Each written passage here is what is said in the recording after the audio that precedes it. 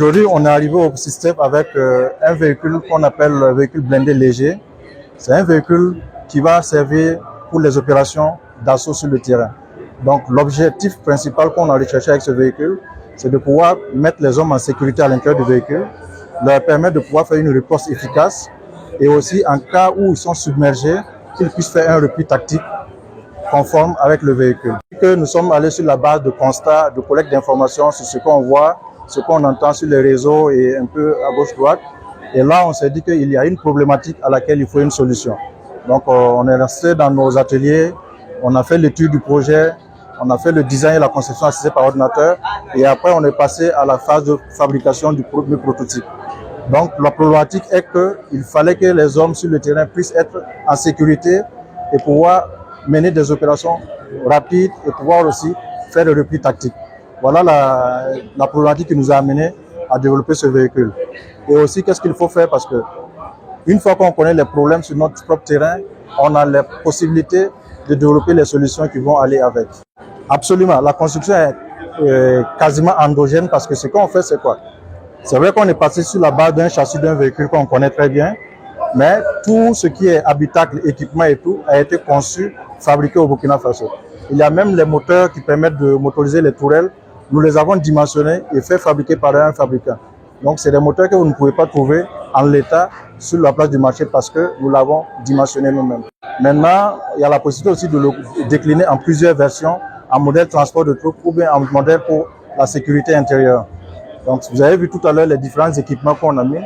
Il y a une caméra télescopique qui permet d'avoir sur un rayon de 20 km, 10 km pardon, avec la vision thermique. Donc, ça veut dire qu'avec ce véhicule, on peut surveiller des zones jugées critiques, on peut surveiller des mouvements de foule dans des grandes villes et ainsi de suite. Aussi, on peut le faire aussi en version ambulance blindée pour permettre aussi, dans des situations compliquées, de pouvoir évacuer des blessés et des personnes qui sont dans le besoin ou en difficulté. La particularité, ça va directement dans la problématique qu'on a essayé de régler. Donc, on a conçu un véhicule blindé léger. Donc, ça veut dire c'est un véhicule qui a la capacité de rouler très vite tout en offrant une protection maximale à ses occupants. Voilà la particularité principale de ce véhicule. Notre ambition déjà, c'était de démontrer avec la vision des autorités actuelles du développement endogène qu'il y a de la capacité et de la compétence sur place pour réaliser des projets d'envergure. Nous l'avons designé, fabriqué, fait le prototype sur fonds propres, mais ce n'était pas un souci pour nous parce que notre objectif principal était d'apporter une réponse à la situation que vit notre pays.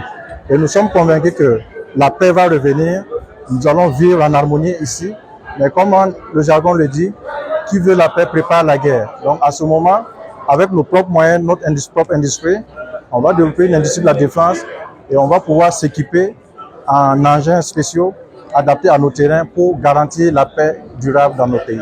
J'ai un appel à lancer auprès de la jeunesse parce que notre participation au salon, d'une part, c'est pour présenter notre produit, impacter sur, avoir un impact pour que les dirigeants aussi puissent avoir un regard particulier et surtout auprès de la jeunesse pour leur dire qu'aujourd'hui, tout est possible. Voilà, il faut oser rêver, il faut oser réaliser. Et Thomas Sankara l'avait dit une fois, tout ce qui sort de l'imagination de l'homme est réalisable par l'homme. Nous l'avons imaginé, nous l'avons fait.